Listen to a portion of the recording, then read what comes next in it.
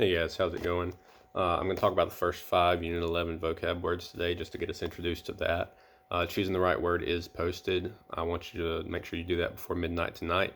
Then we're going to get into the Outsiders Chapter 5 and talk about that because despite it not being as action heavy as Chapter 4, not necessarily being that huge event that pushes the novel forward, there's a lot of thematic things and depth to Chapter 5 that I really want to get into, even though it's a slower chapter. All right, so with that said, let's jump right into the vocab. The first word is adequate. Adequate's an adjective. It means it's good enough. It's adequate. If I say your work is adequate, I'm not praising you, but I'm not necessarily saying you're terrible either. It means probably B or C, low B, high C. It's okay. It'll get you by. It'll pass. It's adequate. It's not extraordinary. It's not terrible. It's adequate. Don't ever settle for adequate. Like I said, if I tell you something's adequate, make it better. But if somebody tells you you're adequate at something, it's not awful. It's just like you're okay. It's like the whole biblical thing about being lukewarm, like you're not hot, you're not cold. I'm just going to spit you out because you're boring. That's kind of what adequate means. So it's not something I'd personally want to be called. I'd probably rather be terrible at something than adequate, honestly. But anyway, it's an adjective. You might say he's an adequate bowler, meaning he's decent at bowling. He's okay at it. He's an adequate golfer, things like that. He's adequate at basketball. I might say your homework was adequate. Like it's okay, it's decent. So occasionally you'll see this word used positively. Like if I said, yeah, the funds that they raised for the trip were adequate. That means they were plenty. That's fine. That's good enough. That's all we had to have. That's not negative. That's just a statement. But that's one of the few uses where it's not kind of a little bit of an insult. So again, don't settle for adequate. All right, word two, ajar. This is not like a jar, like a mason jar with a lid on it. That's not what this is. This is an adjective, or it can be an adverb. So this is something that's partially open. So if I say my front door is ajar, which it's not currently, it means it's cracked, it's open. It's not shut. It's not fully open, but it's part way open. So if I said I pulled the door ajar, there it's using it as an adverb saying how I pulled the door. I pulled the door ajar. I didn't pull it completely open. It's not shut. It's part way open. That doesn't mean just a crack. It can be, but it can also be like it's halfway open. The door is ajar. So pretty easy word to use as long as you know what it means. So make sure you got the definition on that one. That just means something that's partially open. Word three is dialogue. This is a word you should definitely know. This is just conversation. It's people speaking, like things that would need quotation marks. So this is a noun. So you might say the dialogue in the movie was really good and lifelike, and it made me feel like I was in the movie, listening to the people speak. You might say the dialogue in the book was really bad. The author doesn't really write the way people talk. It was all really stiff, and like she thought about it too much. That could be something like that. But it's just people speaking. You could say, I want to have a dialogue with you guys about The Outsiders. I want us to discuss our feelings and opinions on it. I wish we could because it's a good book. But that means I want to have a conversation. I want to have a dialogue. You might say, I need to have a dialogue with my sister about the fact that she constantly takes my stuff. I need to have a conversation with her. I need to speak to her. Pretty easy word. Always a noun. Word four is emblem. So an emblem, this is a noun. It's a symbol. It's a token of something. It's a sign. So like the emblem of ACA is that little patriot head with the cross on it. You might say the emblem of Alabama is the script A, different things like that. They're symbols for things. The emblem of the United States of America is our flag, stars and stripes. And a lot of things can be emblems of certain things. It could be a flag. It could be like a medal. It could be just a logo, things like that. But it's something that symbolizes something else. So like hearts are used as like an emblem of love. There's a lot of different things, like the Nazis used a swastika as their emblem. So it's not necessarily good, bad, anything like that. It's just a symbol that represents something. So pretty easy word to use again. And word five is gigantic. Again, this unit's pretty simple. Gigantic is huge, massive, like not simply big, but like massive, like enormous person. Like you wouldn't describe somebody my size as gigantic. You would describe somebody who was 6'8" and 320 pounds as gigantic. You might say a gigantic truck just flew through the red light. Like if it's a huge truck, it's jacked up, it's just absolutely massive. Gigantic, you could say that was a gigantic deer. If it's, a 220-pound deer with a 12-point rack, it's gigantic. So it's usually you're talking about something that's just way outside the normal range of size, something that's gigantic. All right, those are the first 5 words. Let me know if you have any questions on those. I'm going to move on to the outsiders. Again, remember, Unit 11, choosing the right word is up. All right, so Chapter 5, to me, actually has more importance to the themes of the book and what the book's about than Chapter 4 did.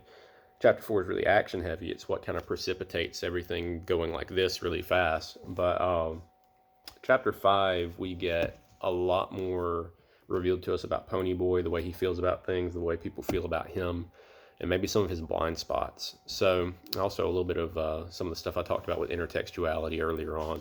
So Ponyboy wakes up. Johnny's gone to get supplies. Again, Ponyboy he's kind of laying around letting other people do things. That's kind of what he does. But Johnny comes back and he says, we got to cut our hair and we're going to bleach yours. And this makes Ponyboy really unhappy, which I can empathize with, having had to cut my glorious long hair once. But yeah, so he comes back, they cut his hair, he bleaches it, and he looks completely different. He hates it. But one thing I wanted to notice is that Johnny talks about how he and Soda's hair was similar. Dally brings that up later on when he shows up. Again, a similarity between Ponyboy and Soda as far as appearance, like they look alike. And Ponyboy's like, no. Again, like he ignores this from so many people. I don't know if he really doesn't believe it or if he's just being modest. I'm not really sure, but he's pretty adamant that he doesn't look like Soda, and everybody else says he does. So their supply list that Johnny brings back is not the most appetizing. A week's supply of bologna, 2 loaves of bread, a box of matches, a bunch of cigarettes. That's not exactly stuff I would want to live off of for a week. I don't know.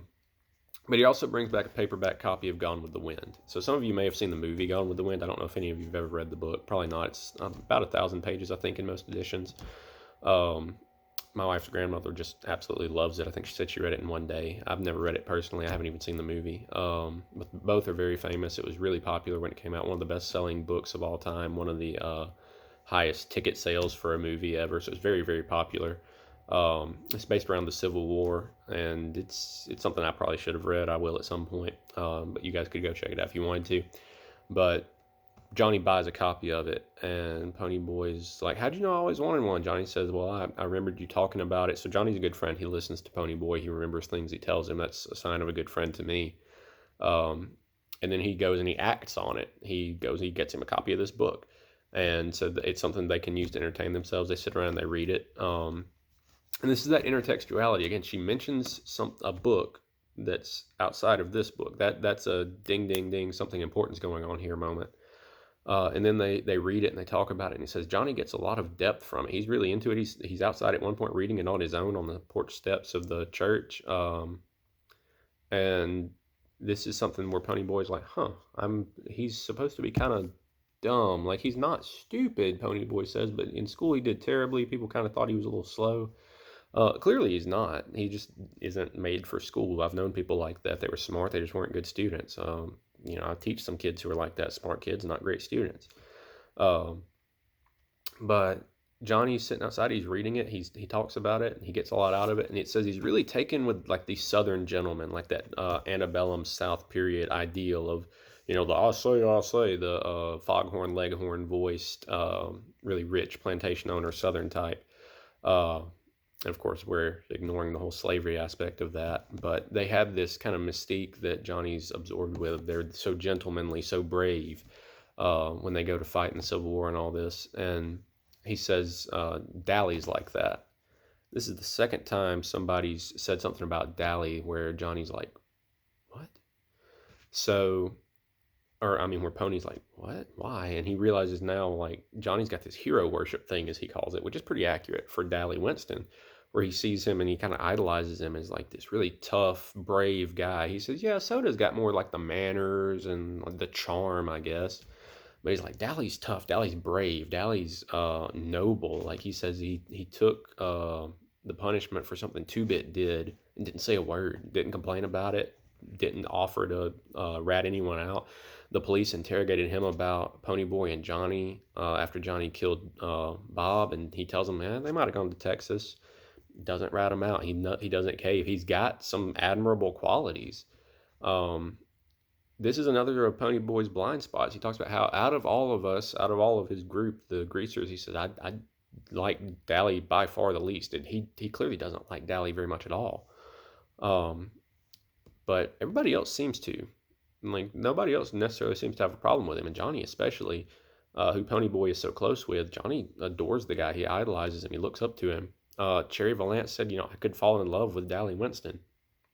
So there are clearly some positive things there. There's a certain charm to him. There's a certain, like they said, gallantry, nobleness in it that is kind of appealing to a lot of people. But Ponyboy, it doesn't work for him. And he tells us why. This is really smart of him.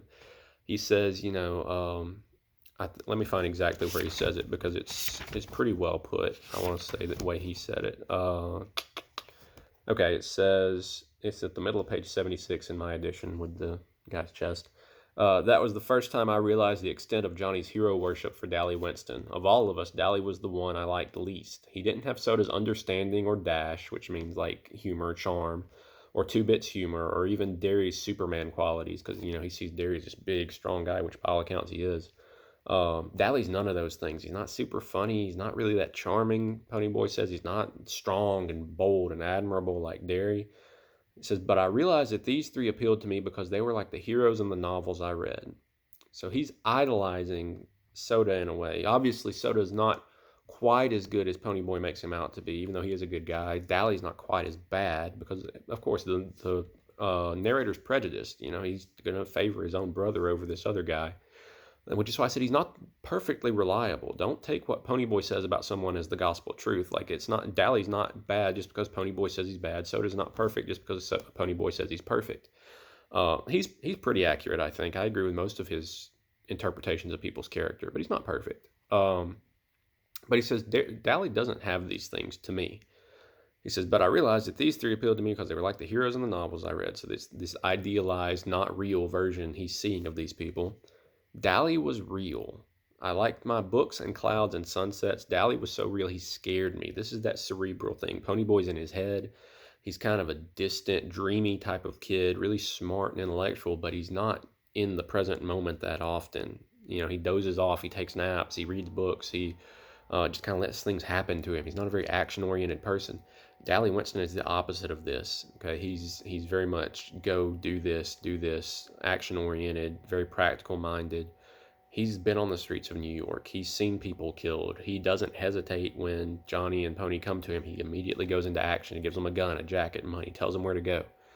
He's real. He's whatever that means to Ponyboy, because that's kind of an abstract term. Whatever that means to you, Dally is real. Ponyboy idolizes fantasy. He idolizes fiction. Not this when he's met with the real thing, as Johnny might say, a real hero that he thinks Dally is. Ponyboy's kind of taken aback. He's like, it's too real. It scares me. It makes me uncomfortable. And of course, fiction is never, all it's cracked out to be. You might see something about someone. Like, I know a lot of people who have talked about how they idolized certain celebrities or famous people, and then they met them in real life, and like this, it's like it falls apart. And it's like, they weren't all they were cracked up to be. They were shorter than I thought they would be. They weren't as good looking as I thought they would be. Something like that. That's kind of how this is with Pony. He wants to hold on to these versions of people in his head, and Dally kind of comes up and breaks all of that because he's the real deal right in front of him. Then one other really important moment of intertextuality, which is what our discussion question is going to be about, is on page 77 for me. They're watching the sun rise up, and there's a really pretty description of how the clouds change from gray to pink, and the mist is tinged with gold, and it's like, imagine being up on this hill at the back of this old church watching the sun rise up over the woods and everything. It's a pretty nice image. Any of you guys who hunt have probably seen stuff like this, sitting in an early morning watching the sun rise up through the trees and things. It's kind of like that. It's a really pretty moment. So, and Johnny's admiring it, which shows, Johnny's a little more, he's not quite like Dally, but he's not quite Ponyboy either. He's kind of an in-between. He's kind of neutral in this whole thing. He's into Gone with the Wind. He's into reading. But he's also he's into watching sunsets and things, but he still admires Dally. So he's got a little bit of that Pony Boy type of cerebral aspect, despite not being a great student, but he's also got a little bit of that Dally Winston action-oriented style. But Pony Boy says, "Nothing gold can stay." Johnny says, "What?" And he quotes Robert Frost's poem, "Nothing Gold Can Stay." It's a really good poem. I know we've read some Robert Frost. Nature's first green is gold, her hardest hue to hold, her early leaf's a flower, but only so an hour. Then leaf subsides to leaf, so Eden sank to grief, so dawn goes down to day, nothing gold can stay. We could spend 15 minutes talking about this poem and interpreting it. I won't right now. I might post a video more focused on it one day.